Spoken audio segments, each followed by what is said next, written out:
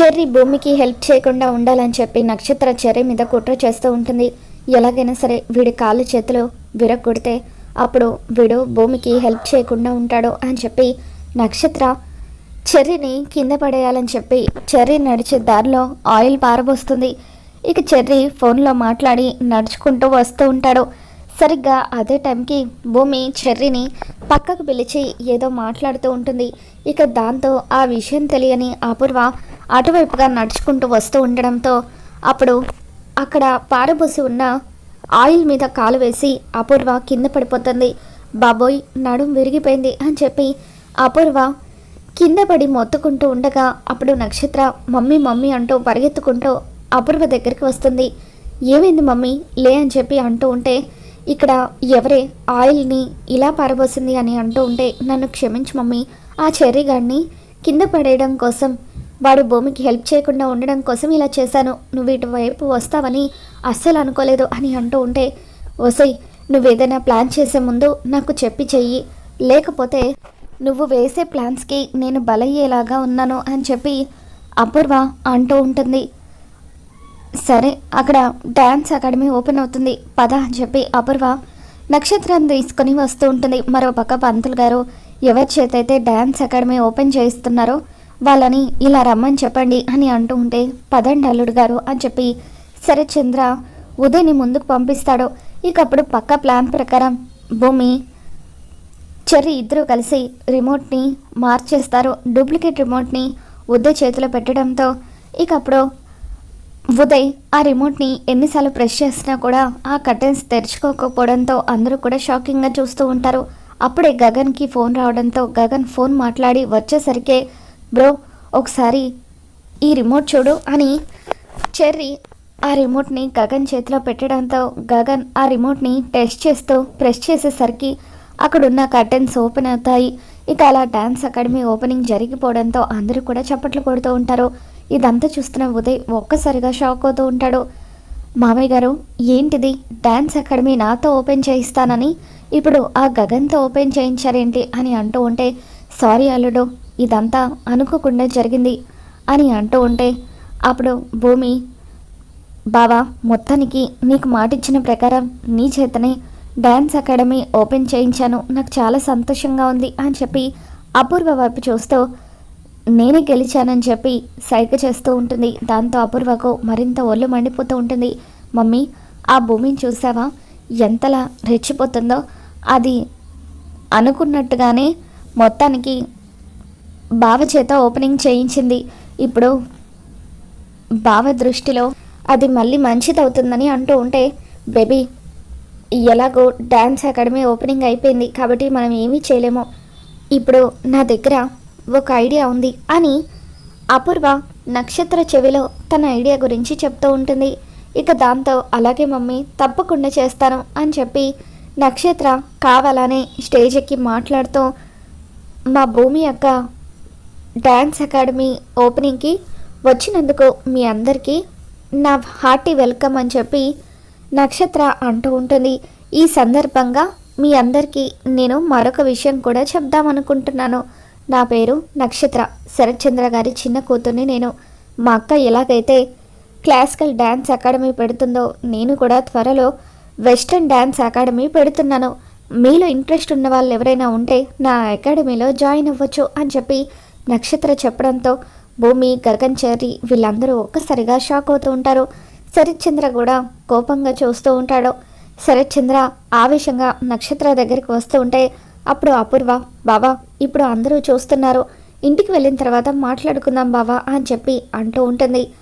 ఇక అలా dance academy opening పూర్తవడంతో అందరూ కూడా ఇంటికి తిరిగి వచ్చేస్తారు. శరత్చంద్ర నక్షత్ర మీద మండిపడుతూ అసలు నువ్వేం చేస్తున్నావో నీకు అర్థమవుతుందా, తోడుబుట్టిన దానికి కాంపిటీషన్గా నువ్వు కూడా ఒక డ్యాన్స్ అకాడమీ పెట్టాలనుకుంటున్నావా, అది కూడా మీ అక్క క్లాసికల్ డ్యాన్స్ అయితే నువ్వు వెస్ట్రన్ డ్యాన్స్ అకాడమీ పెట్టాలనుకుంటున్నావా అని చెప్పి అంటూ ఉంటే అప్పుడు నక్షత్ర ఏంటి నాన్న అలా అంటున్నారు, భూమి అక్క మాత్రమే మీ కూతురా, నేను మీ కూతుర్ని కానా, అక్కకు క్లాసికల్ డ్యాన్స్ అంటే ఎలా ఇష్టమో నాకు కూడా వెస్ట్రన్ డ్యాన్స్ అంటే అంతే ఇష్టము, అక్కకు డ్యాన్స్ అకాడమీ ఎలా పెట్టాలని కోరికగా ఉందో నాకు కూడా వెస్టర్న్ డ్యాన్స్ అకాడమీ పెట్టాలని ఎప్పటి నుండో కోరికగా ఉంది.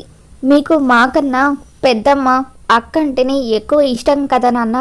అందుకే అక్క డ్యాన్స్ అకాడమీ పెట్టడానికి కావలసిన డబ్బంతా కూడా మీరు ఇస్తున్నారు. కానీ నేను డ్యాన్స్ అకాడమీ పెడతానంటే మాత్రం నా మీద మండిపడుతున్నారు అని నక్షత్ర యాక్టింగ్ మొదలు పెట్టేస్తుంది. దాంతో నక్షత్ర ఏడుస్తున్నట్టుగా పర్ఫార్మెన్స్ ఇస్తూ ఉంటే, అయ్యో నక్షత్ర, అలా ఏం కాదు తల్లి, మీ పెద్దమ్మ కోరిక కదా డ్యాన్స్ అకాడమీ పెట్టడం. అందుకే మీ పెద్దమ్మ కోరికను మీ అక్క నెరవేరుస్తూ ఉండడంతో తనకు నేను డబ్బు ఇస్తున్నాను. అదే కాకుండా అదంతా కూడా మీ పెద్దమ్మ సంపాదించిన డబ్బు అని అంటూ ఉంటే, అప్పుడు నక్షత్ర, మరి నేను పెట్టబోయే డ్యాన్స్ అకాడమీకి మీరు సంపాదించిన డబ్బు ఇవ్వచ్చు కదా నాన్న అని నక్షత్ర అంటూ ఉంటుంది. అప్పుడు అది కాదమ్మా అని శరత్చంద్ర అంటూ ఉంటే, అప్పుడు అపూర్వ, అవును బావా, అది కూడా నిజమే కదా, ఎవరిలో ఏ టాలెంట్ ఉంటుందో మనకు తెలీదు. భూమి క్లాసికల్ డ్యాన్స్ ఎంత బాగా చేస్తుందో నక్షత్ర కూడా వెస్ట్రన్ డ్యాన్స్ని అంతే అదరగొడుతుంది. తనకు కూడా ఒక అవకాశం ఇవ్వచ్చు కదా అని అంటూ ఉంటే, అప్పుడు శరత్చంద్ర, ఇప్పుడు నన్ను ఏం చేయమంటావని అంటూ ఉంటాడు. వీళ్ళిద్దరికీ డ్యాన్స్ పోటీ పెడదాం బావా, వీళ్ళిద్దరిలో ఎవరు గెలిస్తే అప్పుడు వాళ్ళకే డ్యాన్స్ అకాడమీ పెట్టే హక్కు ఉంటుంది అని అపూర్వ అంటూ ఉంటుంది. దాంతో సరే ఇప్పుడే పోటీ మొదలు పెడతాను అని భూమిని నక్షత్రను డ్యాన్స్ చేయమని చెబుతాడు. భూమితో పోటీ పడలేక నక్షత్ర మధ్యలోనే కుప్పకూలిపోతుంది. ఇక దాంతో చెర్రీ నక్షత్రాన్ని చూసి నవ్వుతూ ఉంటాడు. ఇప్పటికైనా అర్థమైందా, పులిని చూసి నక్క వాతలు పెట్టుకుంటే ఏం జరుగుతుందో అని చెప్పి చెర్రీ అంటూ ఉంటాడు. ఇక దాంతో నక్షత్ర అది అవమానంగా ఫీల్ అవుతూ గదిలోకి వెళ్ళిపోతుంది. అమ్మ భూమి, డ్యాన్స్ అకాడమీ పెట్టే అర్హత నీకే ఉందని మరొకసారి రుజువైంది అని శరత్చంద్ర నిన్ను చూస్తూ ఉంటే ఎంతో గర్వంగా ఉంది అని భూమిని మెచ్చుకుంటూ ఉంటాడు. ఇక అపూర్వ నక్షత్ర దగ్గరికి వచ్చి, బేబీ నువ్వేం ఫీల్ అవ్వకు, ఆ భూమిని దెబ్బ కొట్టడానికి నేను వేరే దారి గురించి ఆలోచిస్తాను అని అంటూ ఉంటుంది. మరో పక్క గగన్ ఇంటికి తిరిగి వచ్చేస్తాడు. ఇంటికి వచ్చిన తర్వాత శారద తలకు గాయం అవ్వడంతో తన తలకు కట్టు ఉండడంతో కంగారు పడిపోతూ, అమ్మా ఏమైందమ్మా, ఏంటి దెబ్బ అని అంటూ ఉంటే, ఏం లేదురా, అనుకోకుండా బాత్రూంలో కాలు జారి పడిపోయాను అని శారద అంటూ ఉంటుంది. ఏమ్మా ఆరోగ్యం బాగోలేదా, హాస్పిటల్కి వెళ్దాం పదా అని గగన్ అంటూ ఉంటాడు. వద్దులేరా, నాకేం కాలేదు, చిన్న దెబ్బే తగిలింది అని శారద గగన్కి చెప్తూ ఉంటుంది. అమ్మ నువ్వేమీ అబద్ధం చెప్పట్లేదు కదా, నిజమే చెప్తున్నావు కదా అని గగన్ అంటూ ఉంటాడు. అవునరా, నేను నిజమే చెప్తున్నాను అని శారద అంటూ ఉంటుంది. గగన్ ఇల్లంతా కూడా గమనిస్తూ ఉంటాడు. అప్పుడు టేబుల్ మీద ఉండాల్సిన ఫ్లవర్ వాస్ కాస్త విరిగిపోయి ఉంటుంది. అమ్మ ఈ ఫ్లవర్ వాస్ ఎలా విరిగిపోయింది అని గగన్ అడుగుతాడు. అనుకోకుండా కింద పడి విరిగిపోయిందిరా అని శారద అంటుంది. ఇల్లంతా కూడా చూస్తూ ఉంటే అన్నీ కూడా చిందరవందరగా పడేసి ఉంటాయి. దాంతో అక్కడ ఏదో గొడవ జరిగినట్టుగా గగన్కి తెలుస్తుంది. అమ్మ నా మీద ఒట్టేసి నిజం చెప్పు, నిజం చెప్పకపోతే నేను చచ్చినంత ఒట్టే అని గగన్ అంటూ ఉంటే, అప్పుడు శారద ఏడుస్తూ ఉంటుంది. అమ్మ ఏం జరిగిందో చెప్పు, ఏడవద్దు, నేనున్నాను కదా, అంతా నేను చూసుకుంటాను అని గగన్ అంటూ ఉంటాడు. అపూర్వ శరత్చంద్ర ఇంటికి రౌడీలను పంపించారా అని శారద అంటూ ఉంటుంది. ఏంటి రౌడీలనా, ఎందుకు అని గగన్ అంటూ ఉంటే, అప్పుడు శారద, ఆయన నన్ను కలవడం కోసం అని చెప్పి ఈ ఇంటికి వచ్చారు. దాంతో అపూర్వ శరత్చంద్ర అది ఇష్టం లేక రౌడీలను పంపించారని చెప్పడంతో ఆ అపూర్వ శరత్చంద్ర ఇంత పని చేస్తారా, ఇప్పుడే వాళ్ళ అంత చూస్తాను అని గగన్ అంటూ ఉంటాడు. ఇంతలో పూర్ణి గగన్ గదిలోకి ఏదో బుక్ కోసం వెళ్ళడంతో టేబుల్ మీద పెట్టున్న టెడ్డీబేర్ కింద పడిపోతుంది. ఆ టెడ్డీబేర్లో ఏదో ఉన్నట్టుగా సౌండ్ రావడంతో పూర్ణి ఆ టెడ్డీబేర్ ఓపెన్ చేసి అందులో ఉన్న కెమెరాని బయటకు తీస్తుంది. అది ఆన్ అవ్వకపోవడంతో పూర్ణి అన్నయ్య అన్నయ్య అని చెప్పి గగన్ని పిలుస్తూ ఉంటే గగన్ పరుగున పూర్ణి దగ్గరికి వస్తాడు. అన్నయ్య ఈ టెడ్డీబేర్ బొమ్మలో ఏదో కెమెరా ఉందన్నయ్య, ఆన్ చేస్తుంటే ఆన్ అవ్వడం లేదు అని అంటూ ఉంటే అప్పుడు గగన్ దాన్ని టెస్ట్ చేసి చూస్తాడు. ఈ టెడ్డీబేర్లో కెమెరాని ఇంత జాగ్రత్తగా భద్రపరిచారంటే ఖచ్చితంగా ఇది ఏదో ఇంపార్టెంట్ కెమెరా అయి ఉంటుంది, ఇందులో ఏదైనా ఇన్ఫర్మేషన్ ఉండుంటుంది, ఇప్పుడే నేను రిపేర్ చేయిస్తాను అని చెప్పి గగన్, అమ్మ ఆ అపూర్వ శరచంద్రలను ఎట్టి పరిస్థితుల్లోనూ నేను విడిచిపెట్టను. వాళ్ళ అంతు చూస్తాను.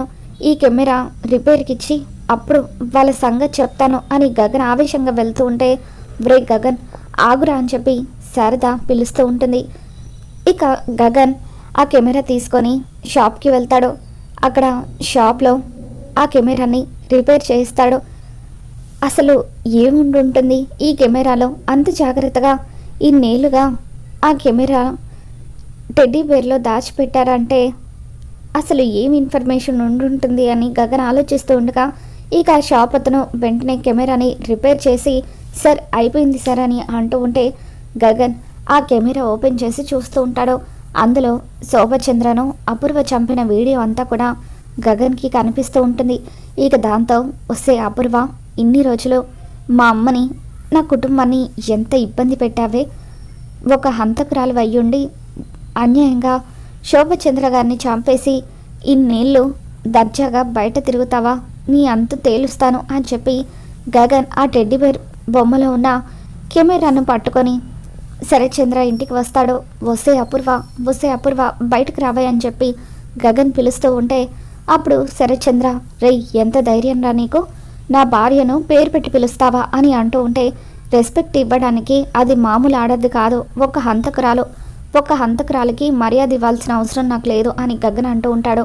ఏం మాట్లాడుతున్నారా నువ్వు, నా భార్యను హంతకురాలు అంటావా అని శరత్చంద్ర అంటూ ఉంటే, ఈ వీడియో చూస్తే అది హంతకురాలు అవునో కాదో నీకు కూడా తెలుస్తుంది అని చెప్పి గగన్ శోభచంద్రను అపూర్వ చంపేసిన వీడియోని గగన్ శరత్చంద్రకి చూపిస్తూ ఉంటాడు. ఇక దాంతో శరత్చంద్ర కోపంతో రగిలిపోతూ ఉంటాడు. మరి రాబోతున్న ఎపిసోడ్లో ఏం జరగబోతుందో మళ్ళీ మన ఛానల్లో తెలుసుకుందాం. ఈ వీడియో మీకు నచ్చినట్లయితే తప్పకుండా లైక్ చేయండి.